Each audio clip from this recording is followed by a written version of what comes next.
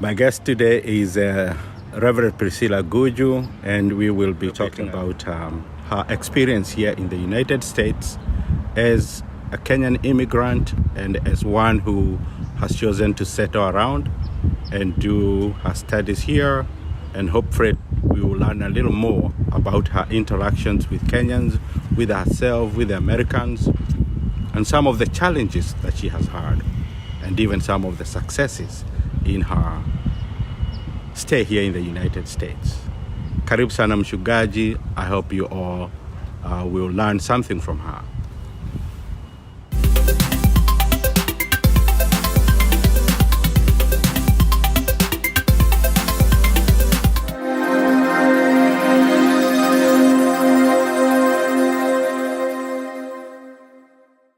So to begin with, just tell me about yourself and when you came to the United States. All right, like you have said, my name is Priscilla Nyawĩra wa Guju. I am born-again Christian. I am a minister with the Presbyterian Church of East Africa. I came to the United States in September 2018. I came to school, to Fuller Seminary. So I've been here for 4 years.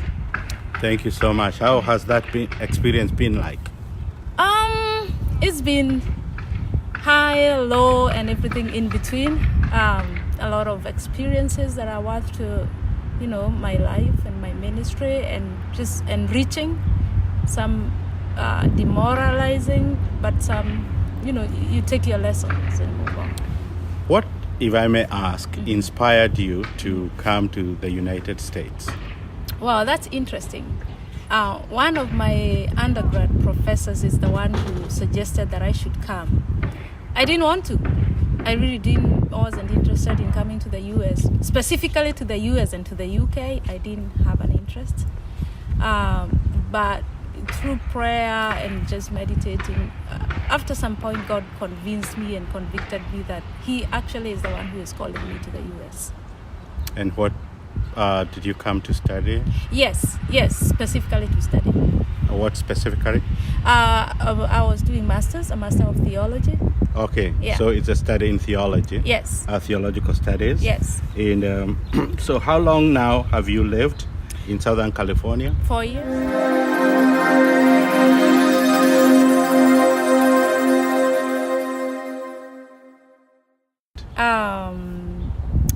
Well, about my experience or about the school? The 4 years you've been here, okay. generally. You don't have to talk about school right now. Okay, yes. Generally. Yeah. Well, it has been good.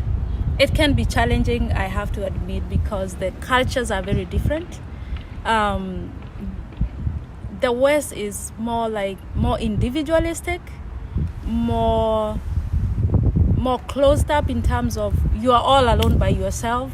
You make your own decision. Community is not very much enhanced unless you intentionally get yourself into community.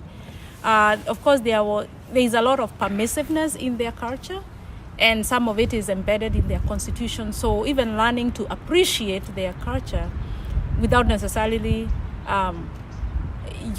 thinking that yours is the best culture, just learning from them. Some of it you take, some of it you don't. Now that you mentioned culture here, did you experience any cultural shock? Oh, yeah. Was it your first time to come to the United States? It was my first time to come to the United States. In the back of my mind, I thought, well, this is a white person's country. Then I landed to the Los Angeles airport, and all the colors of the universe are there. Yeah. So that was quite shocking. By and by, I learned that there is a lot to do with race, that race here is a big thing, and my black skin means a lot here. I mean, I've always known I'm black, but in Kenya, you don't think of yourself as black, you just think of yourself as Kenyan or your tribe. But that was a shock to me, that I have to be conscious that I am black and what that means in the U.S. And life is expensive here. Life is expensive. Anything else to say when you compare your life here and your life in the United States? I know in Kenya, I know you've talked about permissiveness, yeah, and you've talked about the expense and the shock. Yeah. and racism. Yeah. Anything else? It also drives you. It gives you a self-drive. Because you don't have many people you depend on, you learn to be self-driven. And there are a lot of opportunities, definitely. There are a lot of opportunities in school. For those who are not students, there are a lot of opportunities in work. And you learn to look for those opportunities yourself because nobody is going to hand them to you. Okay. Yeah. And what is the most important part of your journey so far? I think two things. Keeping focus on the reason I came, that is study. It's very important. It's very important here in the U.S. to keep your status, to keep your immigration status. And so if you came on a student visa, it is important for you to keep on making sure that you do everything that pertains to that, so that you don't find yourself that you have fallen out of status, which of course means you have issues with immigration. I think the next thing is that being grounded in my faith. Like I said, due to the permissiveness that is here, it is very easy to fall into that culture and lose yourself in it. It's a thing that you have to keep on reminding yourself who you are in God, who you are in yourself, so that you don't get lost in everything. So is your experience, the general experience that you've spoken about, is it the same when you are in school, or when you are outside school, when you are interacting with Americans? Is it a general experience, or? Well, there is the general aspects of it, but I think in school it's different. First of all, I want to say I have never lived on campus.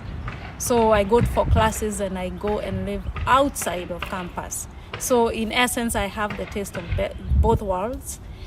In school, when I'm in class or when I'm interacting with students, and because it's a seminary, there is the general sense of we are all Christians and there are some boundaries that we won't go. However, when you go outside of this campus, you're on your own. I remember I didn't exactly understand what racism is.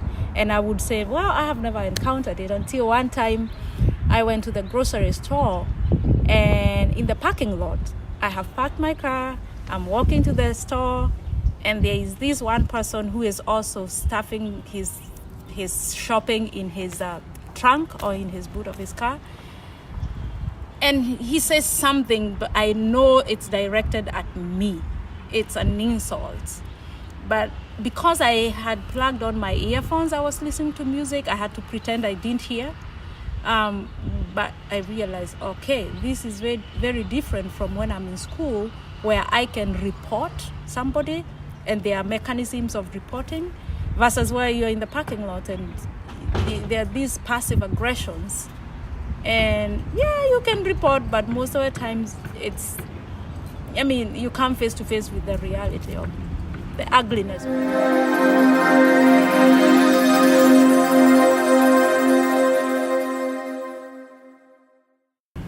Some of us may not understand exactly what you mean by racism. Okay. Could you kindly just, because people in Kenya, hear about these things. Yeah. But possibly they just have a general idea. Could you be specific what you mean by racist culture? Yeah. I think the simplest way for me to say is that when you are identified by the color of your skin, but the color is just a way of asserting power, where the majority color, which in this case is white, has a lot of power to the extent that it is the normative. It is whatever they do is what we are supposed to do. And the fact that the minorities, which are maybe blacks or Hispanics or whichever other color, even though in the Constitution you have all the powers, in reality you find that you don't get all the powers that you need. You don't get equal opportunity.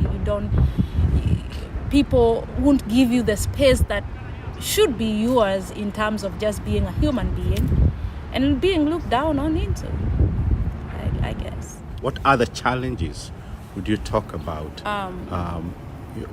that you have faced living in the United States, and particularly in Southern California? Yeah, the biggest challenge has been finances, because for one, as a student, actually education here is very expensive. And when you're coming here, you're thinking in terms of Kenya shillings, and then you realize it's the exchange rate, it just reduces your money to peanuts. Sometimes we come thinking we have all I'll get scholarships, I'll get these, and then you come here and you realize those scholarships are not as accessible as you think. Most of those scholarships are for citizens and residents. By residents, I mean permanent residents, maybe those who have green cards or something like that. And therefore, issues of finances are great as a student, and I believe as anybody else. You cannot move around when you don't have a car. You don't have much movement. It limits you a lot. There are buses, there are trains, but a journey that can take you 30 minutes, if you're using a bus, you'll have to use like 3 buses, and you take like 3 hours, and you don't have that time. So, like I said, it's a bit individual. It's you sort yourself out.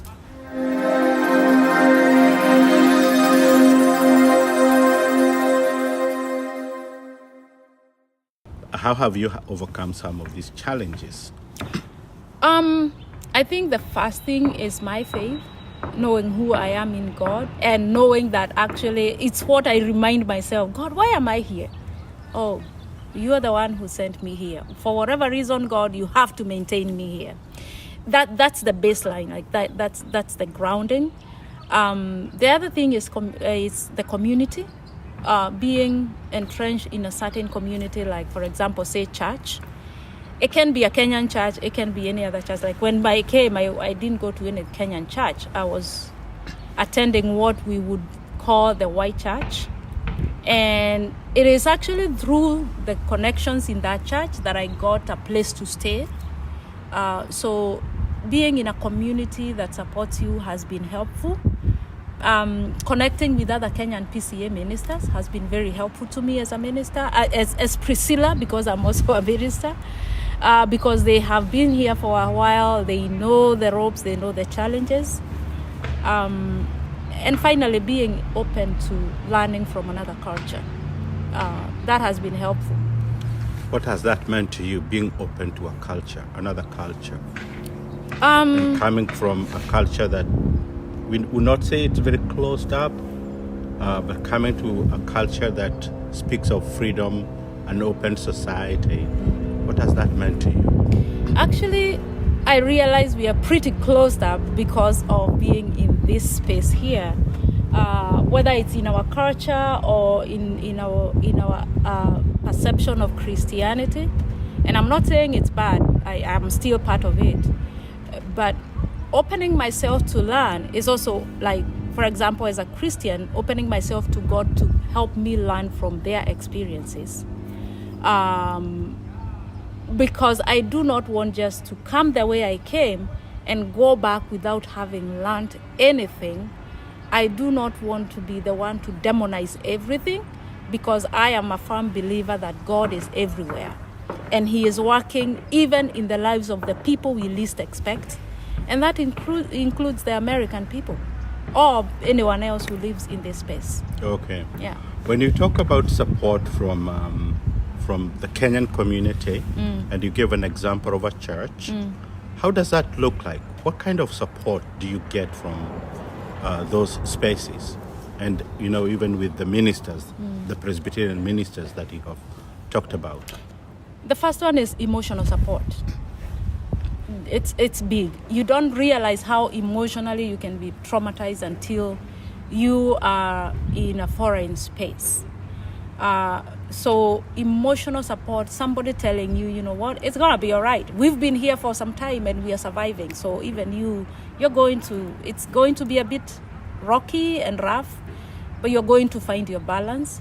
So having that emotional support is very, very important. There has also been financial support, let me say that.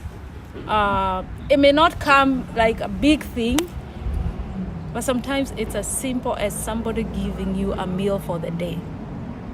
And sometimes it can be just somebody giving you $200 so that you can buy your books. So the support can be psychosocial.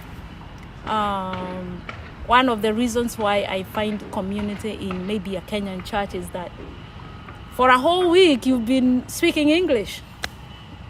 That one day you can be the Priscilla, the Kenyan, and just be and be able to connect with people at a level that is really in your heart. Okay.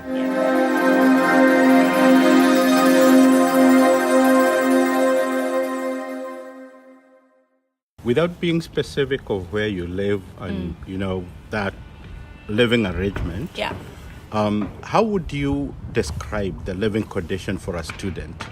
The different options that are there for an international student, and how to navigate around those spaces. In most schools, you will find that they have student housing, and you have to do your homework before you come. I remember I did mine, and I knew there was student housing, and I booked. By the time I was coming, it was full. And I remember even asking you, do you know somewhere I can rent cheaply? And unfortunately, like in my case, the place where our campus is very expensive. So it takes a lot of a person's own initiative to do your homework, know whether there's student housing, in case there isn't, what are the options, are there people also sharing. There's a lot of sharing, you share spaces. It can be a whole, like a 3-bedroomed house, but every room is rented by a different person. That happens a lot here. So you have to do your homework, talk to people who have been here or who are already here, and hear the options, especially around the school. Okay. Yeah. You did talk about, community being your resource, ministers being your resource. Yeah. But within the larger American situation, culture, spaces, are there resources that are specific and available for Kenyan immigrants or any African immigrants that you know of or that you have come across? I think the one I can talk about is Mrs. Kiriakos, and she does have, with her friends, they have an organization where they help with just something to keep you going, like food for a week or something. I wouldn't say something organized. I didn't find that myself. However, what I found is that don't close yourself up in your room. Go out and find community. The connections you make in the community are your biggest resource, because they're the ones who then give you pointers to where to look. Somebody may not necessarily give you something tangible, but they will give you pointers on where to look for something. For example, there are many places where you will find food banks. Food banks is where people go and take some food so that those needy can come and take.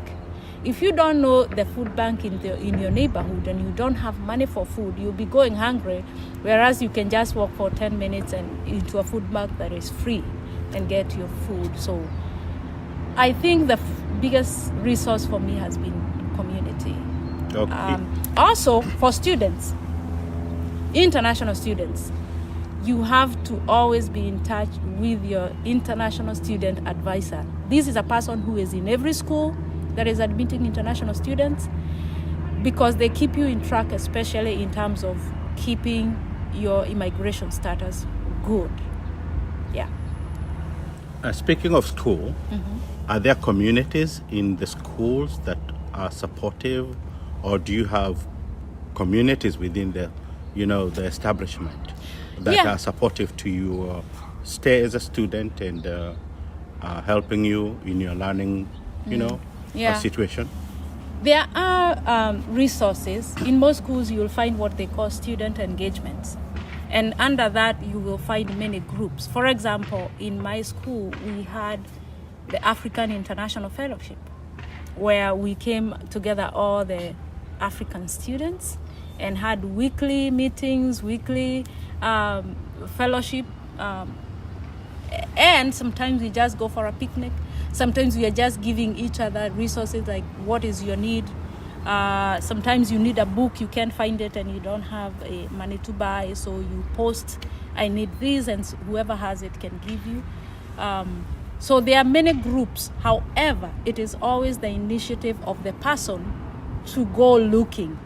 If it's in the website of the school, browse and see where you can fit. There are many groups that you can fit, and they can be of help to you. Well, I'm sure you're speaking out of experience. Yes. But how about somebody who just step in, who is very green, doesn't have a lot of interaction about technologically not savvy? How would such a person be able to navigate those spaces on campus?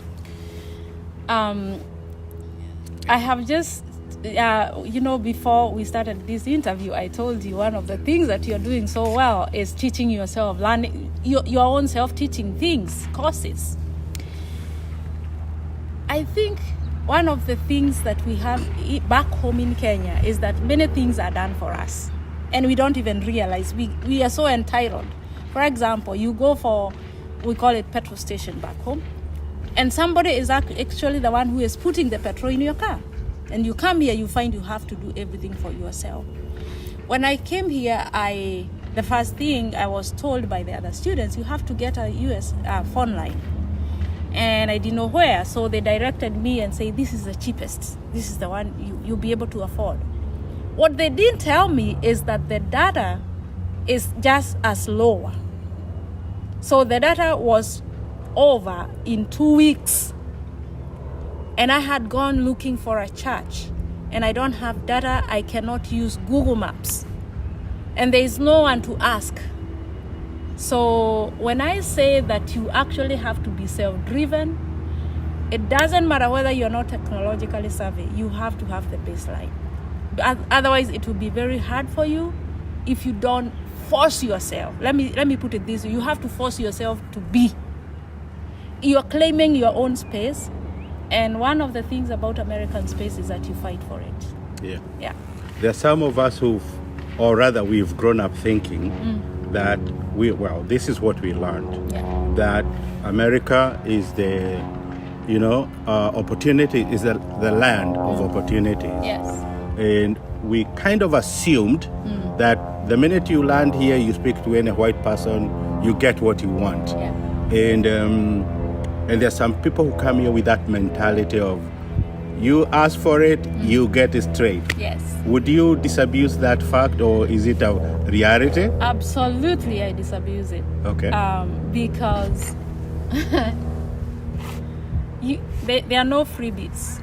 There is nothing here for free. There is a lot of opportunities, yes, but there is nothing for free.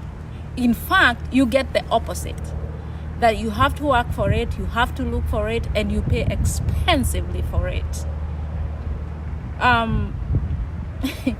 When I first came here, when I didn't get housing in campus, I rented one room in a 4-bedroom, one room, and I was charged $500. And I started converting in Kenya money, $50,000 Kenya shillings for this one room.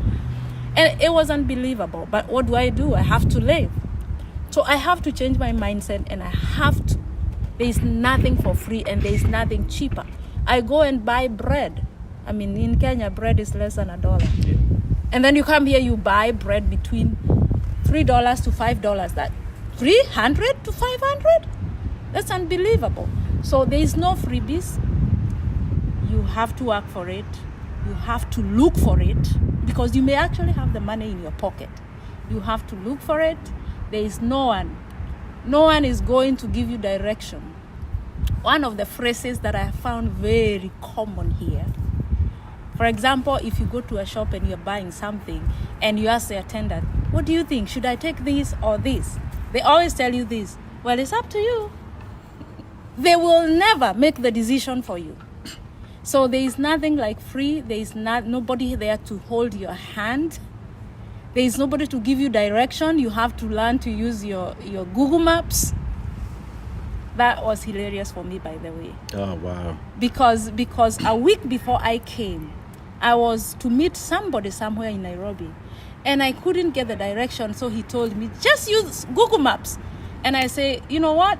Don't disturb me. I don't know technology. Just tell me where. 1 week later, I was looking for Google Maps. Google Maps. All right. So what advice do you have for others who are interested in coming in the U.S.? First thing, do your research well. Where are you coming? If you're coming to school, what does the school offer? Who do you know that lives around?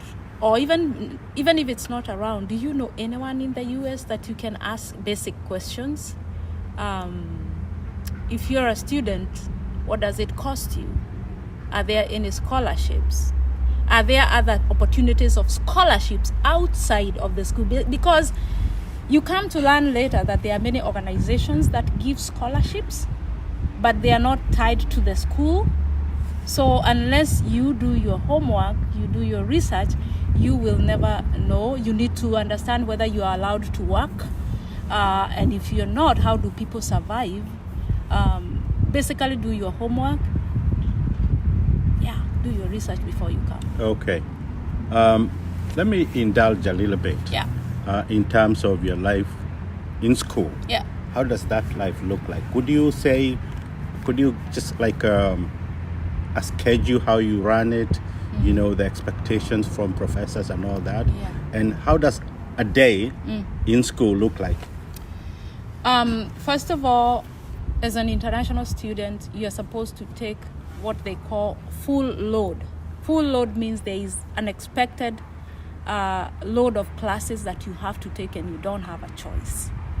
For me, it was 3 classes. Each class has 4 credit hours, so 12 credit hours. So that means in a week, I have a class that goes for 4 hours times 3 classes. Those are just class hours. And then there's a lot of interaction, especially online, where we do discussions and where you post your weekly. There is always something weekly you have to post and reply to others.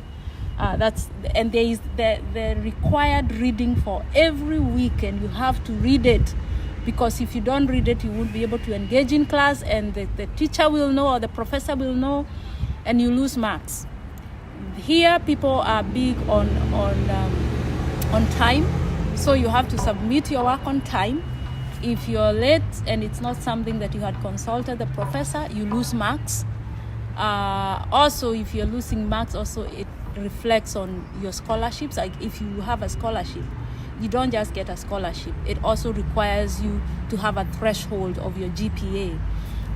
So it's important to keep your grades up. And there's a lot of here you do a lot of reading, required reading. Reading, you said? Yeah, reading, required reading, loads of it. So you don't have a choice. But the good thing is that they do have very well-equipped libraries, I may say.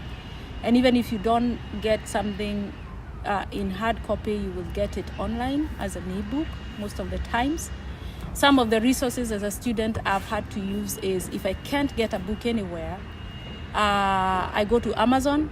And then when you go to Amazon, there is the used books. There is always an option to buy something used. Used books are pretty cheap. So that's a resource for students. Okay. Yeah. There's people who think that you can be an international student with full load of classes and still work. That you're going to make a lot of money working and going to school at the same time. Yeah. So is that a reality? No, it's not. First of all, the laws here are very strict. As an international student, it's allowed to work for 20 hours per week on campus. On campus job pay the lists of the wages that they can ever pay. And you can only work for 20 hours. It's not enough to do much for you, maybe give you food. You're not guaranteed that you'll get a job on campus. You just have to believe that you're going to and keep on trying. So the immigration laws are pretty strict on that. I do not want to go beyond that because if you are, I'm talking about my experience. Yeah. What other people do, I don't know. Yeah, but that is the law. Well, definitely there are many people, there are many Kenyans who push you to, I do remember myself, somebody telling me, and definitely, you know, what that means with that kind of individual. Yes. So as a minister of the gospel, in Kenya we know, just giving you a background, that a minister is honored. And as a Presbyterian minister, that honor is even a notch higher. Yes.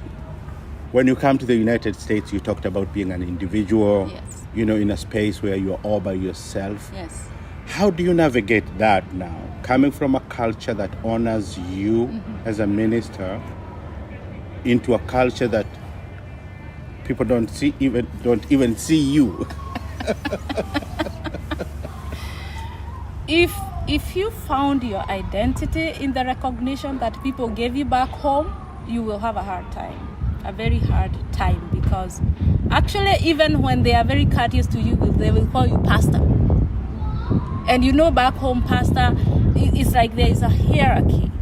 The mchungaji or reverend is more revered than pastor. Here, you are just pastor. They don't care where you got your pastor. But in school, you're actually just Priscilla. If you found your identity in the recognition given to you as a Presbyterian pastor or minister, you come here and nobody recognizes you, it's going to be tough for you. My own experience, I actually liked it.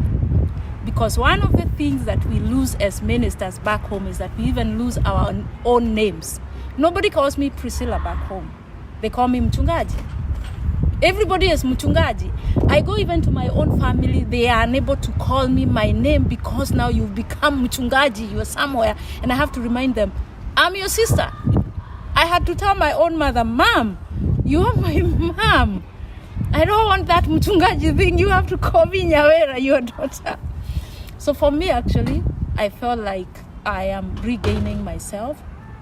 I didn't know I needed that sabbatical just to be me. And now it has given me a rhythm and a balance that when I'm in this space, call me pastor all you want. And when I'm in school, I'm a student. I want to be Priscilla. One of the things that was a challenge to me, you know, in some of the universities here, even professors, we don't call them doctor, we don't call them professors. You'll be called by name, and they want you to call them by name. So it's very hard for me to call, hey, Johnson. No, it's professor. And you learn that they also need their identity, even as they recognize they're your professor. And two, they want to create that rapport. So if you're depending on you being Reverend Priscilla, it's going to be tough. Okay. Yeah. Any last word that you may have? Well, yeah. First, I want to say, with all that, it is very possible. It is very possible to come to the U.S. It is very possible to make something out of yourself. Don't do it because others are doing. Do it because you feel God is leading you to this. And this is the space that you need to be. Stick to your core business. What brought you here? Do it. There are many people who come for school and don't finish, and they have their issues that they deal with. If you're convinced this is where you're supposed to be, then by all means do it. I came because of the conviction, not because I had by the way, I didn't have the money, and I didn't even have a scholarship, but I came anyway. So it's possible. If God is calling you out of your comfort zone and you obey, He has a way of making a way. It may not be smooth, but there will be a way. There has been a way for me, a rocky one, but it has been there. Thank you. Yeah. Thank you so much. What a journey. And we'll be looking forward to speaking with you more on different topics. And thank you for availing yourself for today. Anytime. Asante sana. Thank you for having me.